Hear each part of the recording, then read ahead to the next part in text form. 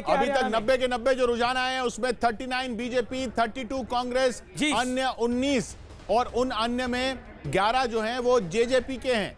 39, 32, 19, 40, 31 हो गया, 40, 31 हो गया। जी जी शाहनवाज जी, आप अपने नारे से आधे हैं। 40 पर बीजेपी खड़ी है इस समय। और आप कुछ कह रहे थे, लेकिन बहुमत से दूर हैं, बहुमत से पीछे हैं। जी जी, बहुमत से काफी पीछे हैं, 5-6 सीटें पीछे हैं। शाहनवाज हुसैन, आप कुछ रिएक्ट कर रहे थे। ये सही है कि हम आप दोनों हरियाणा में उम्मीद के मुताबिक परफॉर्म नहीं कर रहे हैं, लेकिन ये मतलब कहीं नहीं है कि हम सरकार नहीं बना रहे हैं। हमें अभी पूरी उम्मीद है कि हरियाणा में भी हम सरकार बनाएंगे। जहां तक महाराष्ट्र का सवाल हुआ, मैं कह रहा था किसकी मदद लेंगे? अगर ये 40 पर अटकता है आंकड़ा, जो अभी 40 पर है, तो किसकी मदद लेंगे? नवाब मलिक ने माजिद मेनन जी के लिए क्या कहा था? क्यों नहीं आप पूछते हैं माजिद मेनन साहब से कि नवाब मलिक के बयान से वो सहमत हैं या नहीं है?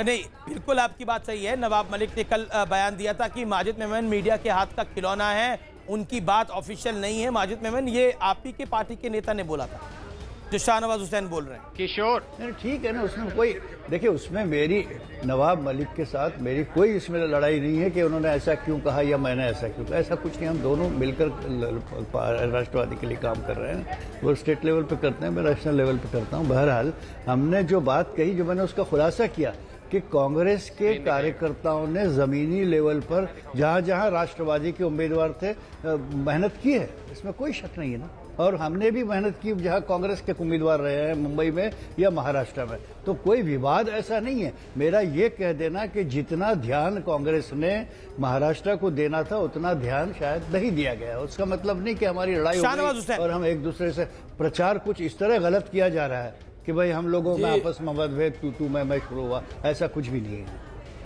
शाहनवाज, देखिए ये सही है कि कांग्रेस पार्टी तो हरियाणा हो या महाराष्ट्र, इन सब राज्य में हारे हुए मन से ही चुनाव के मैदान में गई। कांग्रेस को खुद पर भरोसा नहीं था। ठीक है कि कई जगह हमारे जो उम्मीदवार हैं वो अच्छा परफॉर्म नहीं कर रहे हैं, लेकिन दोनों जगह माहौल बहुत पॉजिटिव रहा है और हरियाणा में भी हम सरकार बनाएंगे। रिएक्शन देने के लिए आया था। एक बात तय है कि दोनों जगह भारतीय जनता पार्टी की सरकार बनेगी, इसमें किसी को कोई शक नहीं होना चाहिए, न इसमें कोई शक की गुंजाइश है। नहीं तो शाहनवाज हुसैन साहब, अगर महाराष्ट्र की बात करें, आप काफी आगे है, एनडीए 142 पे है, यूपी 89 पे है, लेकिन पश्चिम महाराष्ट्र जहां एनसीपी का ज्यादा जोर रहता है, वहां यूपीए 35 पर है और आप 20 पर हैं। क्या पश्चिम महाराष्ट्र में एनसीपी का गढ़ भेदने में आप अब भी नाकाम हैं, ये मानेंगे? देखिए, वहाँ शरद पवार साहब बड़े नेता हैं, बुजुर्ग नेता हैं, और उन्होंने पूरी ताकत अपनी पश्चिम महाराष्ट्र में लगाई और कई जगह उनको एक सिंपैथी भी मिली कि बारिश में भीग कर वो प्रचार कर रहे हैं, जबकि राहुल गांधी कंबोडिया। बड़ी खबर, अभय चौटाला पीछे चल रहे हैं आईएनएलडी के।